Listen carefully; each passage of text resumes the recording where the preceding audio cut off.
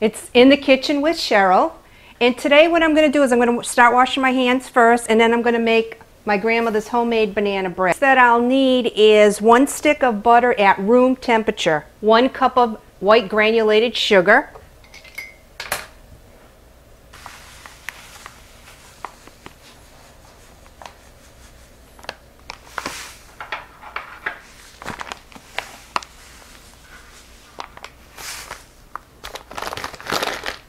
I'll put that in with the butter.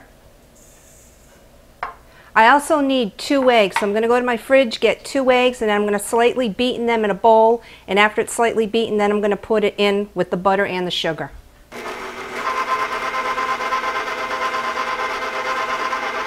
And what I want to do is cream this all together. And into this cream mixture, what I'm going to do is add 2 cups of flour and the rest of the ingredients. Okay, so I'll get my 2 cups of flour. Put in 1/4 of a teaspoon of baking powder. Then 1/4 of a teaspoon of baking soda.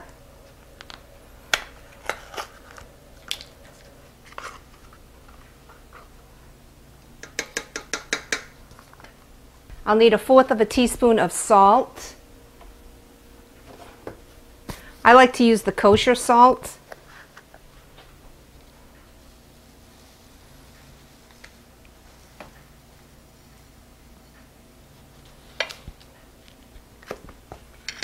Two cups of flour.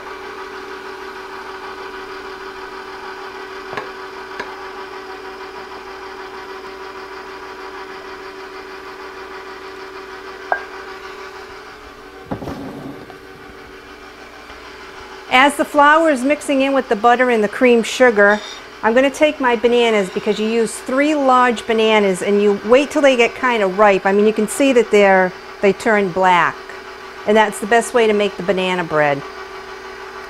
So what I'll do is I'll peel these, and I'm going to smoosh them with my hands.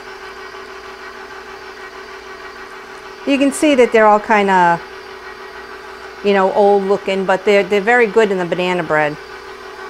So I'll smoosh it, drop it in,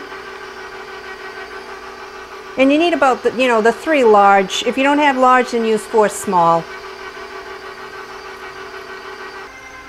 And with this recipe that my grandmother taught me how to make this banana bread, what I'm going to do is put a little twist on it and put 1/2 cup of crushed walnuts and 1/2 cup of chocolate morsels, and it really tastes great.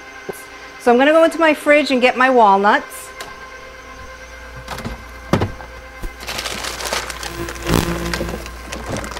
I like to keep my walnuts in the fridge.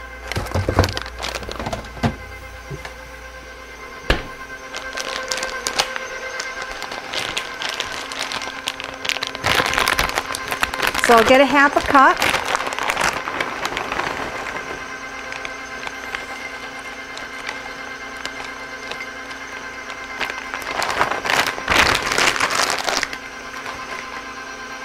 And I'll lay them out on my board, and I'm going to crush these up a little bit.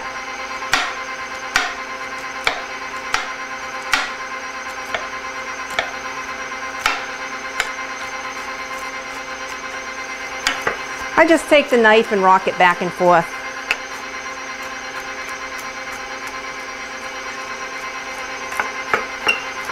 This way here the nuts aren't so large in the banana bread.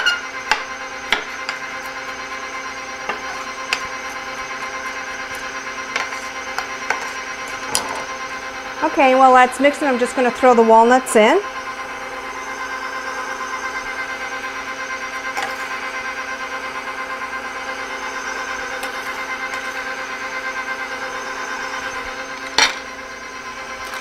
Now I'll get my 1/2 cup of morsels. I use a semi-sweet.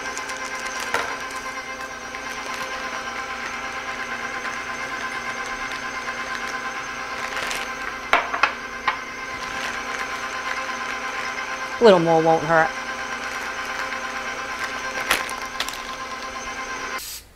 Just spray the sides and then the bottom.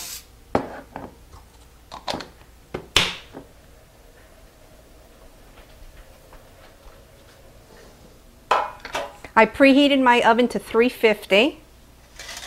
So I'll just pour this into the loaf pan.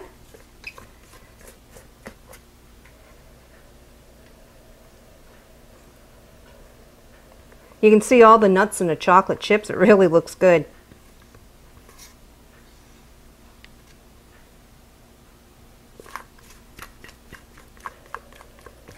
Don't have to wait for it to rise, nothing. Just put it right in the oven and bake it for an hour.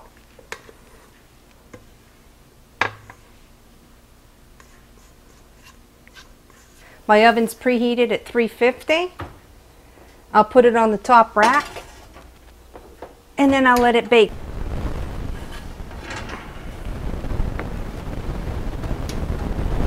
See how nicely it browned?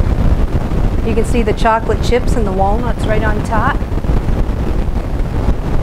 So I'll let this sit for about a half an hour. Then I'll take it out of the pan and I'll slice it and I'll show you what it looks like sliced. So I'm going to take it out.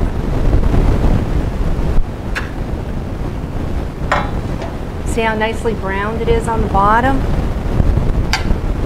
I'll flip it over.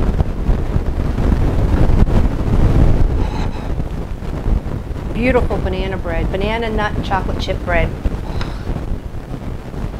I'll slice a little piece.